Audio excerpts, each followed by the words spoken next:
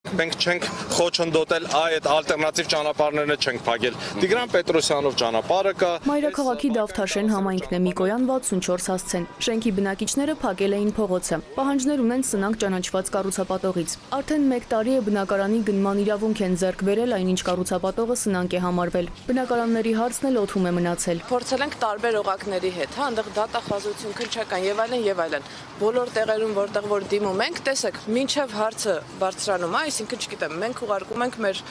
հարցը, նամակը եւ այլն, պատասխանը նույնիսկ ամենաչնչին անհեթեթ պատասխանը տևում է մինիմում 4-ից 5 ամիս մինչեւ գալիս է, այդ ընթացքում կառուցապատողը, տեսեք, ճանաչվեց սնանկ, դրանից հետո ինքը փորձում է անօրինական գործարքներ կնքել։ Հիմա խնդրի առաջ են կանգնած հատկապես այն բնակիչները, որոնք կանխիկ վճարել են հենց կառուցապատողին ու չեն կարողանում ապացուցել այդ փաստը։ Բնակիչներից մեկը ասում է, որ կառավարությունում ստեղծվել է աշխատանքային խումբ, որը պետք է զբաղվի իրենց խնդիրներով, բայց դժգոհ են։ Իրենք այդ խմբում ներառված չեն։ Նոտարի իրականացրած հանցագործ գործողությունների հետևանքով այս մարդիկ հայտնվել են մի իրավիճակում, որ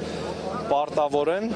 նորից իրենց պայմանագրի գումարը ամբողջությամբ վճարեն։ Այդ հարցի արդարացի լուծում, պատասխանատվության թող ենթարկեն նոտարին, կառուցապատողին, չգիտեմ, այդ կանխիկ գումարը խարդախությամբ մարդկանցից վերցրել են։ Բողոքավորները պատմում են, որ կառուցապատողն ի սկզբանե մի այլ բան է ասել ու ներկայացրել գնորդներին, դրանից հետո մեկ այլ բան որոշել ու արել։ Մասնավորապես 4000 քառակուսի մետր հողատարածքում կառուցապատողը որոշել է ապօրինի շենք կառուցել, մինչդեռ գնման իրավունքների պայմանագրով մեկ այլ բան է նախատեսված։ Բնակիչները պահանջում են, որ այդ շենքն էլ չկառուցվի, որովհետև այդ տարածքն ըստ նրանց ուղղակի զավթվել է։ Քաղաքապետարանից խոստում ստացան, որ ապրիլի 16-ին կընդունեն նրանց։ Դժգոհությունները կքննարկեն։ Բողոքավորները բացեցին ճանապարհը պայմանով, որ եթե իրենց խնդիրները չլուծվեն, չեն նահանջի եւ կրկին կշարունակեն բողոքի ակցիաները։ Դարձյալ ճանապարհներ կփակեն։ Սիլվի Մուրադյան, ժամը լրատվական։